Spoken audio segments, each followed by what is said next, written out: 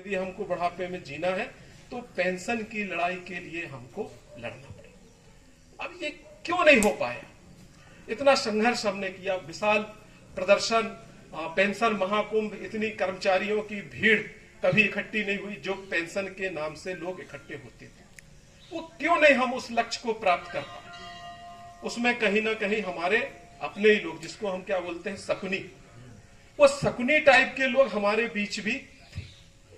सरकार का तो काम है कि किसी भी आंदोलन को फेल करना, किसी भी मुहिम को फेल करना, जो सरकार पे दबाव बनाने की कोशिश कर रहे हैं उनके कार्यक्रम को फेल करना, ये सरकारी लोगों का काम होता। मुझे उनको लेकर के आपत्ति नहीं, लेकिन उनके बहकावे में हमारे लोग आ गए। उन्होंने कहा यार ये काम करो, ये पेंशन वेंशन तो मिलेगी नहीं तुमको, तुम पेंशन की मांग को छोड़ दो और वरिष्ठता की मांग करो, इसमें हम तुमको कुछ करा देंगे। ये बात आई, सरकारी लोगों ने हमारे अपने लोगों को बहकावे में ले लिया कि पेंशन की लड़ाई आप छोड़ दो, पेंशन की मांग छोड़ दो, हम आपका वरिष्ठता का कुछ करा देंगे। इनको समझना चाहिए कि ये हमसे ये कौन कह रहा है, ये कौन कहने वाले, ये कहने वाले कौन है जो हमसे ऐसा कह रहे हैं, और इनकी मंशा क्या हो सकती है वो भी जानते थे। वो भी जानते थे कि ये आगे चल के क्या करेंगे, लेकिन उनको ये लगा कि नहीं, कुछ श्रेय हमको मिल जाएगा, सीएम हाउस में हमको घुसने मिल जाएगा, मुख्यमंत्री जी से बात करने हमको मिल जाएगी, ये कुछ थोड़ा सा हम लेके सामने आ जाएंगे तो अपने लोगों में हमको वाहवाही मिल जाएगी। ऐसे लोगों ने हमारे साथ गद्दारी की और पेंशन की बात को उन्होंने दबाने की कोशिश की। बहुत हद तक वो सफल भी हुए और सब एक तरफ से वरिष्ठता चिल्लाने लगे। ये वरिष्ठता किसके लिए थी? पेंशन के लिए थी ना। तो पेंशन की मांग को आप कैसे छोड़ सकते? जो चीज हमारा साध्य है उसको हम छोड़ दें और साधन में जुड़ जाए। ये रास्ता सीढ़ी थी, पेंशन वरिष्ठता तो एक सीढ़ी थी, लेकिन मुख्य बात तो पेंशन थी। आपने पेंशन की मांग को अलग कर दिया, उससे क्या हुआ? लोगों की भीड़, लोगों का आक्रोश कम हो गया, खत्म हो गया। जो पेंशन के लिए लोग इकट्ठे होते थे वो वरिष्ठता के नाम से लोग इकट्ठे नहीं हुए, बढ़ गए। जबकि उस समय में स्पष्ट कह रहा था कि आप मत बटिए, हम वरिष्ठता ही तो मांग रहे हैं, हम क्या लिखा, हमारी मांग में क्या था कि पुरानी पेंशन प्रथम नियुक्ति दिनांक से वरिष्ठता का लाभ देते हुए बहाल किया जाए।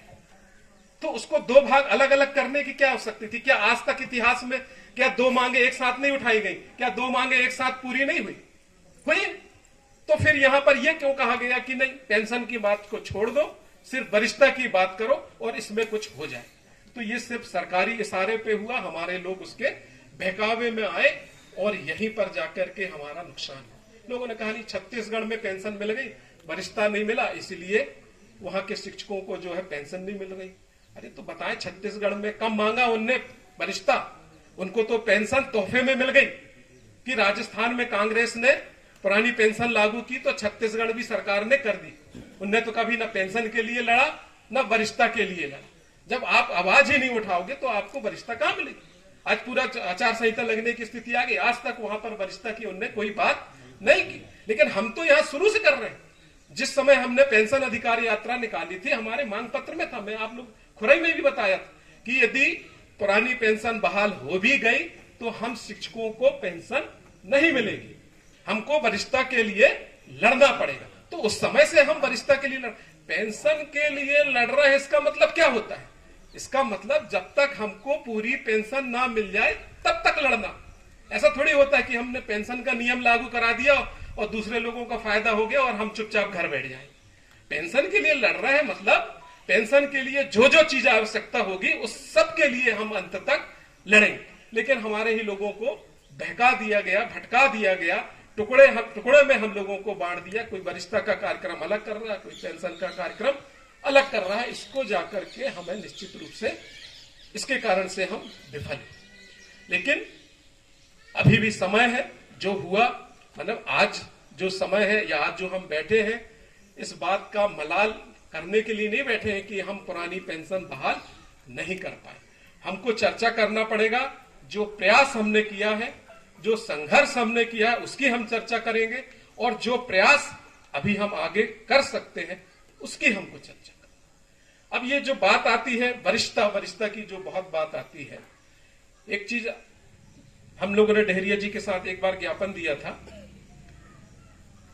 कि ग्रेजुटी के लिए वरिष्ठता का लाभ दिया जाए। लोगों ने उसका विरोध किया। आज अब वही मांग रहे हैं सीधी सी बात है। वरिष्ठता के नाम से आप मुझे बता दो कहां आपका नुकसान हो रहा है। क्रमोन्नति पदोन्नति में पहले से नियम था, ट्राइबल में हो रहा। आपकी वरिष्ठता सूची बन रही है, प्रथम नियुक्ति दिनांक से बन रही है। अभी जो उच्च पद का प्रभार मिल रहा है वो कहां से मिल रहा है? प्रथम नियुक्ति दिनांक से मिल रहा है। वरिष्ठता का नुकसान सिर्फ एक ही जगह हो रहा है, मात्र ग्रेजुटी में। ग्रेजुटी में गणना नहीं हो रही। ग्रेजुटी का नियम है, पहले नहीं था। पहले सिर्फ शासकीय कर्मचारियों के लिए था, जिनकी पेंशन है उनके लिए ग्रेजुटी का नियम था। हमारे लिए बाद में, एनपीएस वालों के लिए बाद में नियम बना कि इनको भी, एनपीएस वालों को भी ग्रेजुटी का लाभ दिया जाएगा, लेकिन वो 5 साल की सेवा का होना जरूरी था।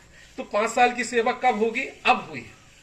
इसके पहले जितने भी हमारे साथी रिटायर हुए या दिवंगत हुए उनको ग्रेजुटी नहीं मिली, क्योंकि ग्रेजुटी की सेवा शिक्षाकर्मी की सेवा या संविदा की सेवा से काउंट नहीं हुई। तो सीधा आप यदि सरकार से कहते कि हमको ग्रेजुटी के लिए आप वरिष्ठता का लाभ दीजिए, तो आज ये आपकी मांग पूरी हो गई होती। लेकिन वरिष्ठता क्या होती? वरिष्ठता का शब्द जो होता है वो बहुत क्लियर नहीं होता। मैं तो बोल तो रहा हूं कि वरिष्ठता मिल रही है भाई। आपका आज का वेतन भी जो मिल रहा है वो कहीं ना कहीं शिक्षाकर्मी के वेतन से जुड़ा है, नहीं जुड़ा?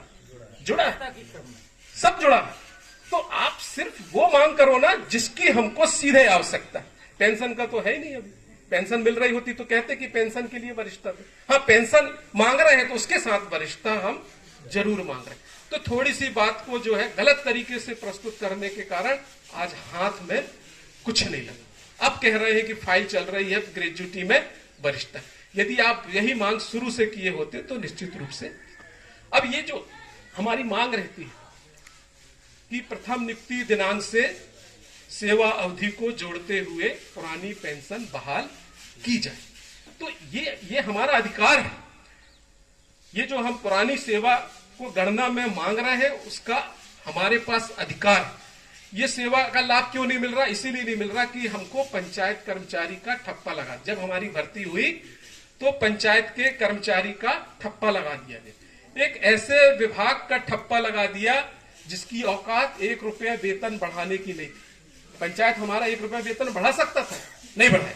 जब भी वेतन बढ़ाया तो किसने बढ़ाया? स्कूल शिक्षा विभाग ने बढ़ाया। इनकी इतनी भी औकात नहीं थी कि एक कर्मचारी का ये ट्रांसफर इधर से उधर कर दे। जिला पंचायत, जनपद पंचायत ने यदि किसी का ट्रांसफर किया हो तो बता, सब किया स्कूल शिक्षा विभाग ने।